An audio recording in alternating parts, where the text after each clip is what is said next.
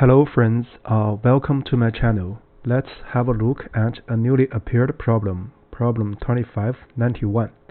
Distribute money to maximum children.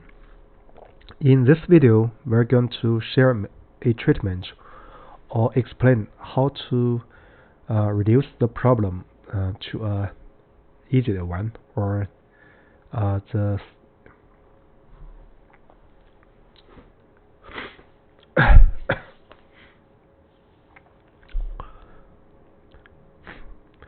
Hello friends, welcome to my channel. Let's have a look at problem 2591.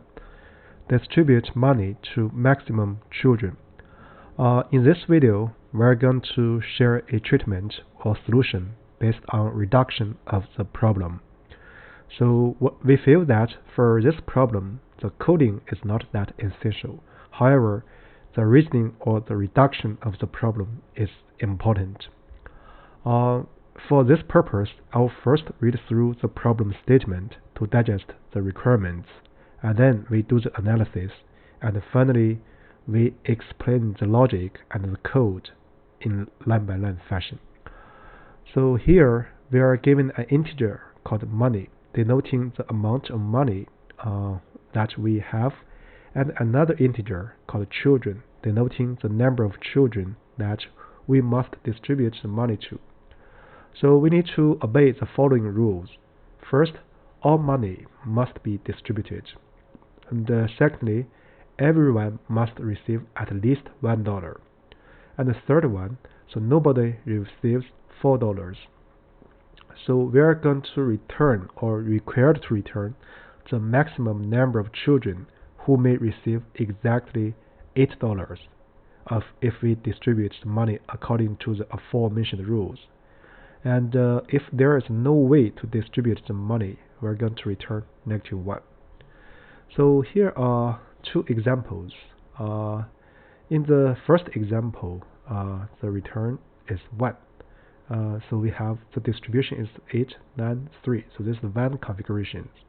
In this example, we want to mention that we cannot distribute at like 8, 8, and 4 because nobody is allowed to receive $4. And in the second example, so this is much easier because we have money 16 and children 2, so each can get $8, so we have output 2. So the constraints for this problem are the following. And first, the money is bounded above by 200 and bounded below by 1, and the children is bounded below by 2 and bounded above by 30. So in other words, the problem size is not that crazy. Alright. So with that said, we are ready to do the analysis. So for this problem, let me mention that again. So the coding is sort of routine, but the reasoning is more important or interesting. So this problem is marked easy by leetcode. However, the acceptance rate is low. So let's try to analyze. So here we're going to use the 3 items in the rule to reduce the problem. So the first item here is that if money less than children, then the second item in the rule cannot be satisfied, right? And then we just need to return -1. So this is the one observation followed from item 2. And then if the money is no less than children, then we can do this. So we can decrement the money by the number of children. So then we actually reduce the problem to the following. So we are going to distribute all the money, the new amount, to get maximum number of 7s, subject to nobody receives $3 constraint, right? Because we have already this operation has the effect that distributes $1 to each of the children, right? So next we just need to consider redistribute all the money to the children, and then we get the maximum number of 7s. But the rule 3 turns out to be nobody receives $3 for now. Then we just need to discuss all the possible cases. So here in this video, I'm going to write a very robust, maybe proper way, just to demonstrate the thought process. So if you have time, you could also consolidate the logic to make it terse. So with that said, we are ready to do the coding. So first, let's do the problem reduction. If money is less than children, so in this case, we are going to return -1, right? And then we're going to decrement the money by the number of children. So next, what we are going to do is the following. So we find sevens, right, with constraint. Nobody receives $3. So that's the problem. Actually, after this reduction, the problem is much easier, I would say, though in essence they're the same. So now we want to use integer division, right? So let's use Q and R. So dev mode. So we're going to use the money divided by children, and then we're going to discuss the different configurations of Qs.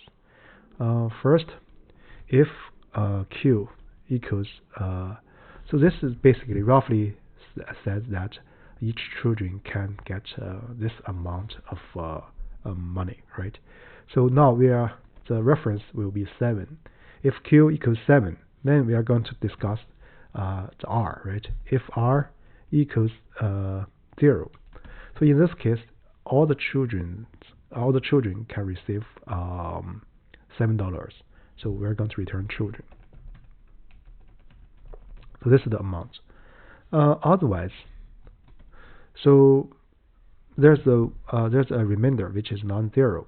Then we need to assign that amount R to 1 children only to maximize the number of sevens. So in this case, so we're going to return children -1. So this -1 corresponding to adding money to 1 children, right? This is the Q equals 7 case. Otherwise, if Q is larger than 7, so in this case, we just need to return children -1. So because we can assign $7 for this number of children, and then we distribute all the money left to 1 children. So this is another case. So the else block, that is when Q is less than 7. So this is the much slightly harder case, I would say. So here I'm going to use integer division again. So I'm going to dev mode. Then I'm going to use money and 7. So then we want to distribute this money to group them in groups of sevens. So we want to see how many sevens we have, because we know now the children is relatively more, right? So first, let's consider a simple case. If R equals 0, so in this case, we just need to return Q underscore, because we already satisfied the second item, and we just this distribute all, and nobody receives $4. So this is one case. So another case, if R underscore equals 3. So in this case, let's consider the situation. If children equals Q underscore plus 1, then we just need to return Q underscore -1, right? So in this case, one of the Q scores should be consolidated with other amount of money. So this is one. Another case is we're going to return Q minus. So this is when the R underscore equals 3. Otherwise, so the remaining part is not 3. In other words, this last constraint, or nobody receives $3 after transformation, is automatically satisfied. We just need to return Q as goal, right? So here, this is the part that you need to think a little bit, right?